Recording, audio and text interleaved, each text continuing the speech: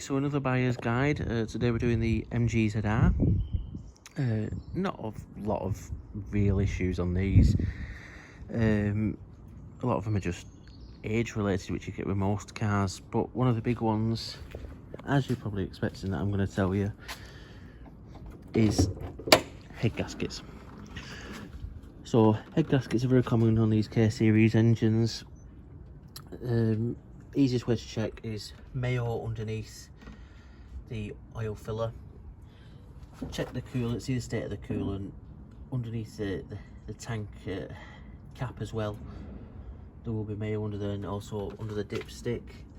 Also check if it's overheating. So if you do go to look at one of these, get it up to temperature, leave it running, and make sure it doesn't overheat. That's basically it for that side of things. Most cars, to be fair, especially the years they're getting to now, have had it done. Again, paperwork, just double check all the paperwork. Never take someone's word saying, oh, he said it's done. If you've got no paperwork for it, just assume it's not had it done, and it probably will need it. Sunroofs are very common to fail on these. If you can buy one without a sunroof, I'd definitely say that's the better option. Not a massive job. You've got to take the roof lining off and stuff like that, but it's not too bad to replace the seal. And then you've also got to check the actual condition of the frame when you take the old seal off, because they are common to rust.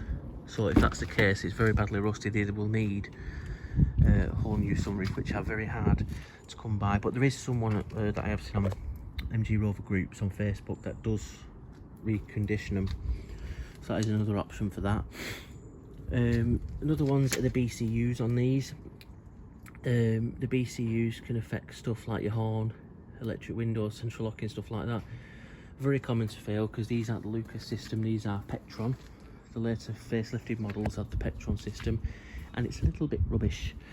But again, BCU, as long as you've not got air conditioning, it's fairly easy to get the BCU out. It's a bit more tricky if you've got a vehicle with air conditioning. It's all behind the glove box and stuff like that. But yeah, again, not another major issue with them.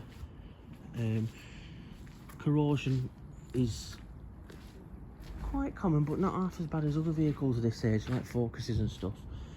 You get bits on the rear wheel arch there, that seems to go. They do start to go on the back of the sills as well, especially if they've got sill covers on. They're a bit harder to check, but some models don't have the sill covers, so do make it a lot easier. But if you can get under it, have a look. Bit of a poke around always helps.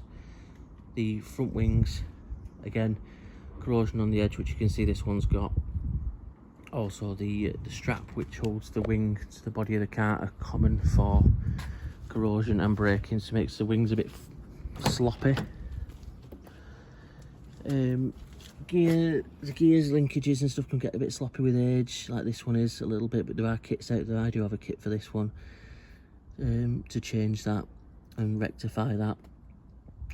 It is a bit of a ball ache of a job, that, and not a job you can really do on your driveway, but that is another thing. Again, that's just age related really, it's not an actual gearbox issue. Fan speeds, common to fail on 3 and 4. Very simple job, just a resistor behind the glove box. It's like a £5 part, and about a 5-10 minute job to change it. It's not hard at all. These, like I say, these are just niggly things, they're not real major issues.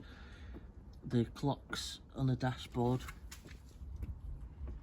in there, the originals are very common failure. All the LCD bits just go in it, so these Chinese remakes, which this one has, and they're a hell of a lot better. But like I said, I probably forgot stuff. In fact, I know I'll have forgot stuff regarding these cars, but that's just a little insight if you are looking at buying an MG ZR or Rover 25, something like that. They are very, very good cars, and I've had plenty of them and always been a big fan of them. I'm one of those, I don't know if I prefer the facelift or the early shape one, you know, with the twin headlights. I don't know. I'm a bit in two minds. I definitely prefer the Luca system, which is on the earlier ones, not the Pectron, but again, like I said, not the end of the world if it has got issues. Can be changed. Plenty of people out there know repair them and stuff like that. But yeah, I think that's everything. Hope it helps you anyway. It gives you a bit of an idea of what to look out for. Like I said, the major thing is it's just really head gaskets with them. That is really it, and bits of corrosion. But as I said previously, most of them that I've got the corrosion have been rectified at this age. Same with the head gaskets. Still have at least had it changed once in its lifetime. And depending on which head gasket it's had, there are upgraded ones and stuff, so it shouldn't do you any issues if you look after it and service it regularly and keep checking it on its coolant. But yeah, that's it. MGZR. Thanks for watching the video. Hopefully see you in the next one.